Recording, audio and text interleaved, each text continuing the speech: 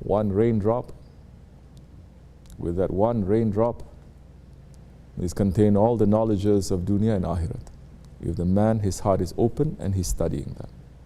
Understand? Isn't it true? The rain coming from paradise. Whole of this universes contained in one. So, how are we going to reach to that station where we are going to see our Lord? How are we going to reach to that station where we are going to, everywhere we turn, we're going to see our Lord? How? When the man stops looking outside and he starts looking inside. When he stops looking outside for the Kaaba, for the Qibla, he starts looking inside.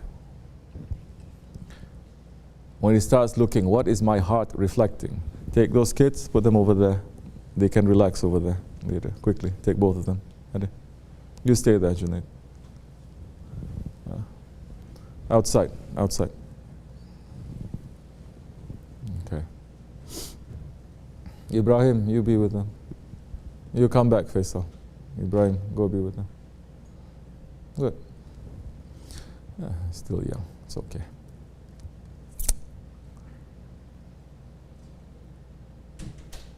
To look inside.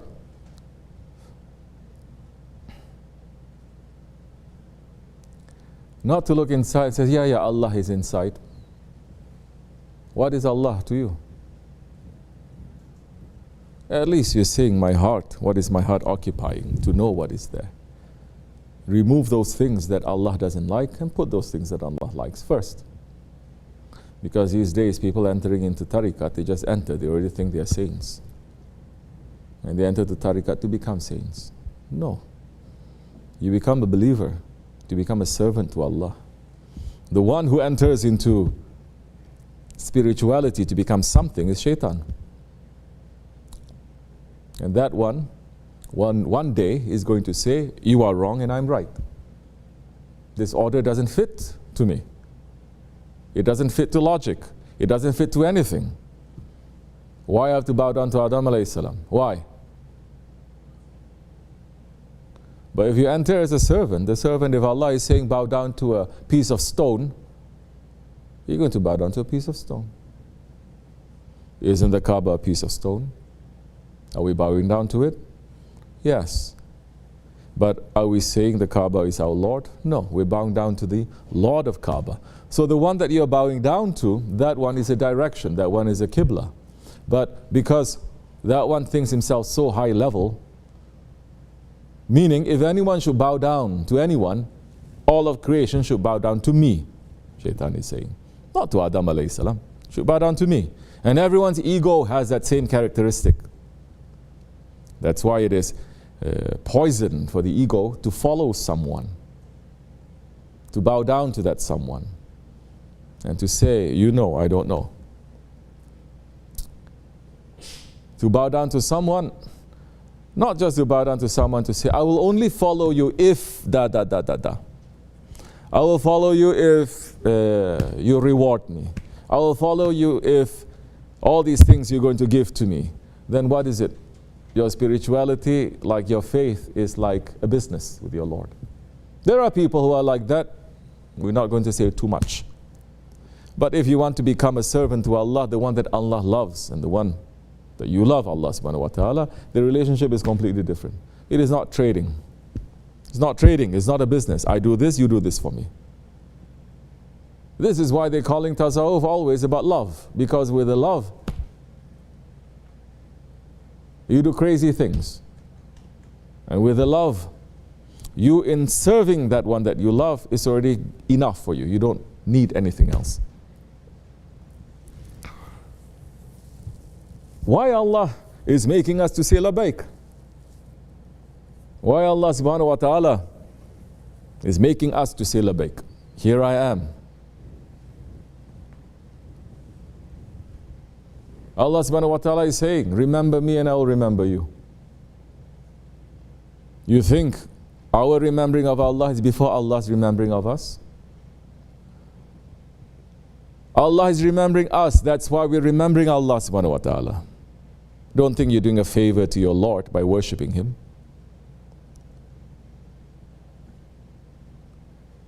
Allah wants us to open our ears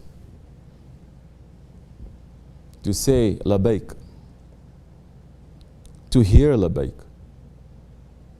Because Allah subhanahu wa ta'ala has created all of the universes, everything in creation for mankind. For mankind. Everything in creation is saying labbaik to mankind. Here I am at your service. We're saying labbaik to Allah. Can we serve Allah? Does Allah need our worship or our service? No. Who is it that is helping us, supporting us, giving everything to us? Allah subhanahu wa ta'ala. So that reality now of that love, when you say labbaik, to understand, it is not you who is saying. Allah is saying before you even think to say labbaik, Allah is saying, here I am. Here I am. Alastu bi rabbikum. Who is your Lord? Qalu bala. You are.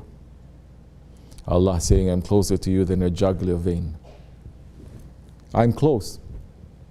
I'm there. I'm hearing. I'm all hearing. When man forgets that Allah is there, all hearing, and Allah is the one that we ask and He gives. When man forgets that, he becomes a lord. He becomes a tyrant. He falls into kufr. As our Shaykh says, the one who doesn't return the love of his Lord, that one is a kafir.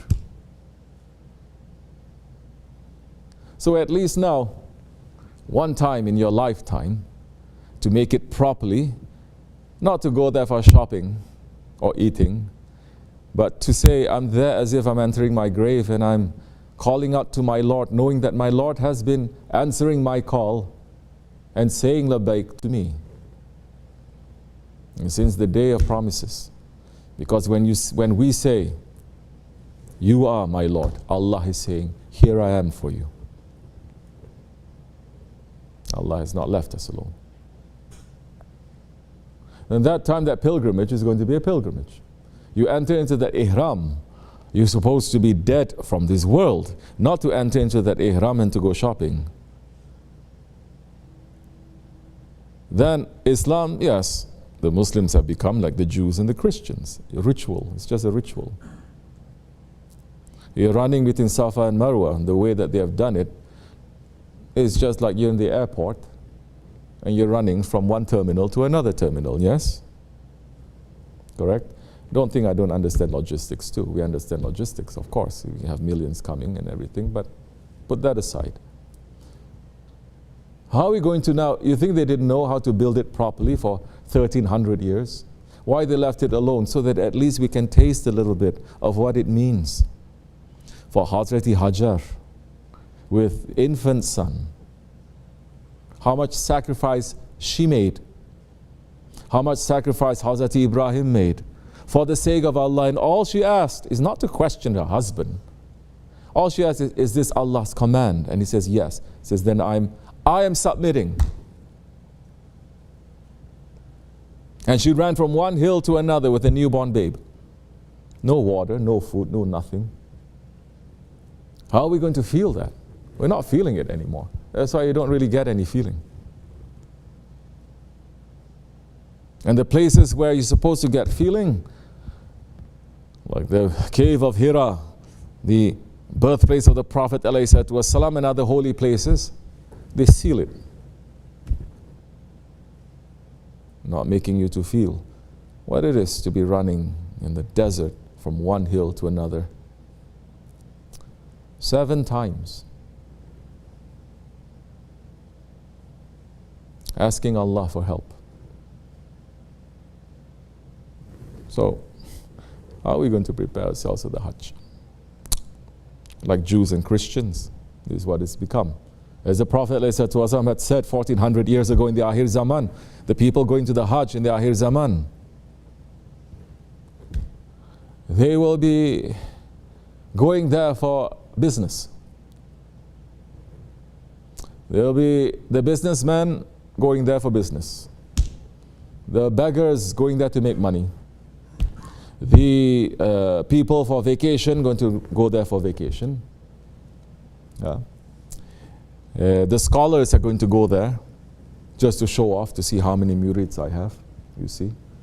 Then later they fight.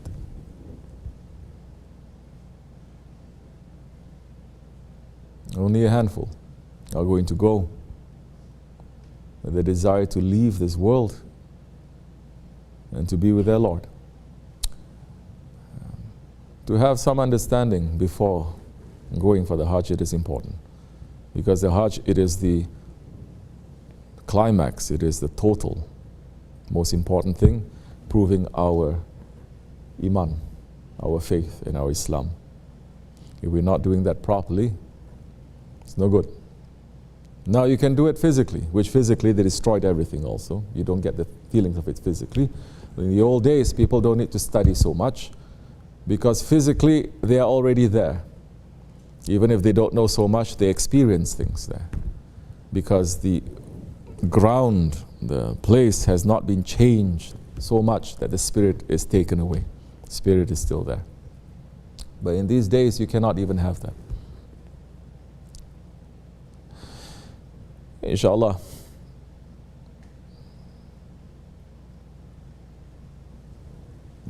Good news for the strangers to receive the salams of our Prophet, inshallah. This is advice. Advice. This is sohbat. Prophets, they give advice. The sheikhs, they give sohbat. I'm just repeating certain things that my sheikh had said for us to be very aware of what is happening in our hearts. Because the one, imagine how sad and angry and disappointing when you know someone who's claiming that they love you and they're in your presence and they're not interested in you. They're interested in something else, someone else. They don't want to be there with you. Imagine going to the Kaaba and we're not asking for the Lord of the Kaaba. We're asking for something else. Inshallah, may Allah accept our intention properly. If it's good for us to go. And for us to be able to make a Hajj that is pleasing to Him. And to accept the Hajj of those ones who are sincere. And to make this world to be filled with adalat, with justice again, asking for the return of the Khilafat and the appearances of Hazrat Mahdi alayhi salam. Al-Fatiha.